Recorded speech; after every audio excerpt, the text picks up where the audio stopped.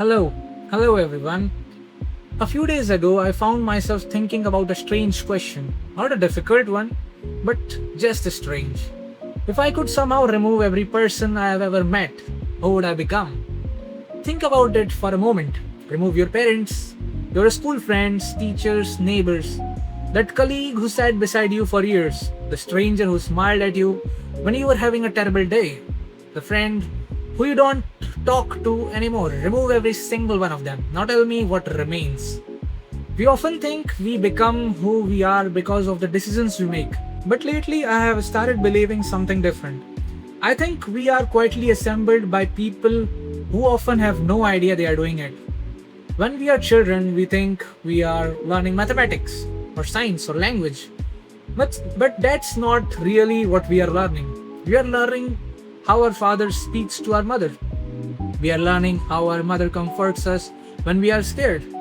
We are learning whether anger is loud or silent, whether kindness is normal or rare, whether saying thank you matters, whether apologizing makes someone weak or wise. Long before we discover our own personality, we borrow tiny pieces of everyone else's, and somehow these borrowed pieces slowly become us. People often ask who inspired you, and our mind immediately search for famous names: a philosopher, a writer, a scientist, an entrepreneur. But if I'm being honest, the person who shaped me the most would probably never appear in a history book. Some of them don't even know they changed my life. I still remember something my mother used to say before traveling, before going to someone's house. She used to always remind me that eat something first. When I was younger, I used to laugh. I thought, why would I eat now? There will be food there, of course. It sounded like one of those things parents say simply because they are parents. Years later, after many long journeys, unexpected delays, missing meals, I understood something. I understood it suddenly. She wasn't teaching me about food, she was teaching me about being prepared, about not depending on uncertainty, about taking care of yourself before life becomes busy. Funny how wisdom often arrives years after the advice. I don't think parents only raise children. I think they quietly leave behind sentences, and one day those sentences begin making decisions on our behalf. Then there are friends. I used to think friendship meant finding people who were similar to me. Now, I think friendship is meeting people who slowly expand who you can become. Every friend leaves something behind. One teaches patience, another teaches confidence. Someone teaches you how to laugh at yourself, someone else teaches you how to listen. One friend makes you ambitious, another one reminds you to slow down. And sometimes they never even realize they have done it.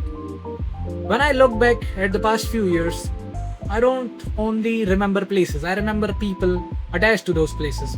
A conversation during a metro ride, late night discussion after work, someone who believed in an idea before I believed it in myself, someone who made difficult days feel ordinary, someone who made ordinary days unforgettable.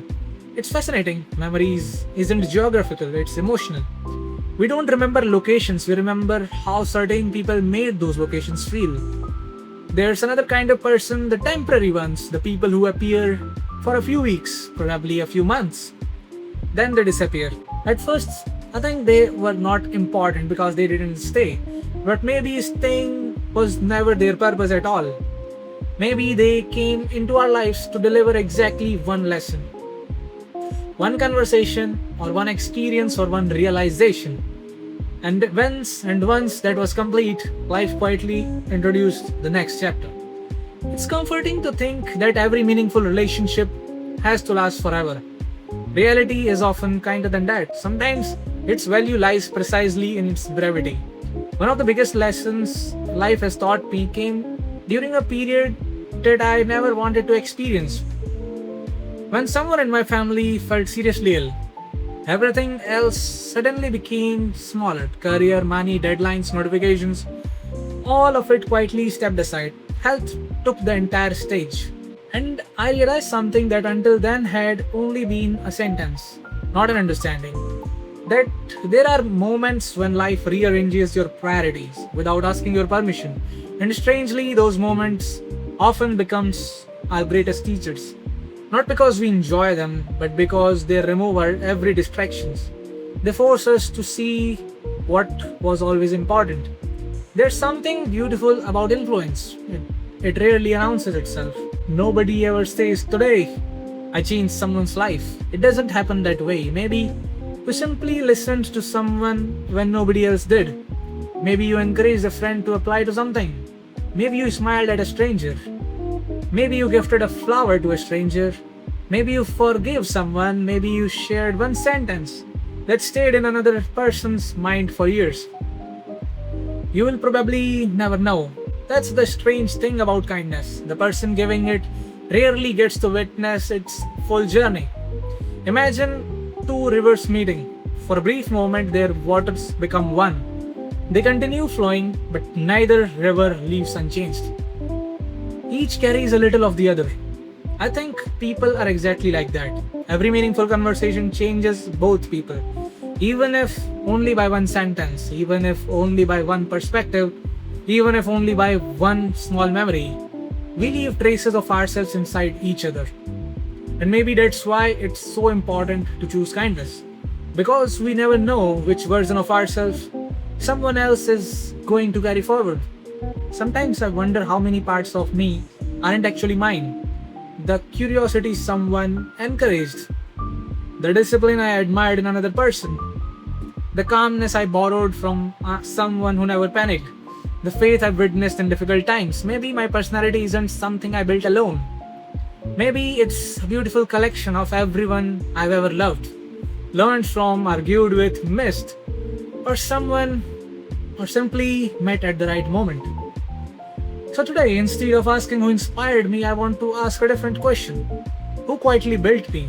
Not with speeches, not with grand gestures, but through ordinary conversations, shared meals, unexpected advice, road trips, moments of laughter, moments of silence, and simply being there. Maybe someone is telling a story tonight, and without realizing it, they're repeating something you once told them. Maybe someone is being kinder because of a kindness you showed years ago. Maybe someone found courage because you believed in them when they couldn't believe in themselves. And you will never know. Isn't that beautiful? We spend so much of our lives trying to build careers, build businesses, build houses, build wealth, while quietly, without applause, without certificates, without announcements, we are building people. And perhaps that's the greatest thing any of us will ever create. Thank you for spending these few moments with me, and before you move on with your day, I want to leave you with a question. Think about the person who quietly built a part of you, who you are today. Maybe send them a message. Not because they expected, but because they deserve to know that a small piece of them is still living inside you. Until next time, take care and bye bye.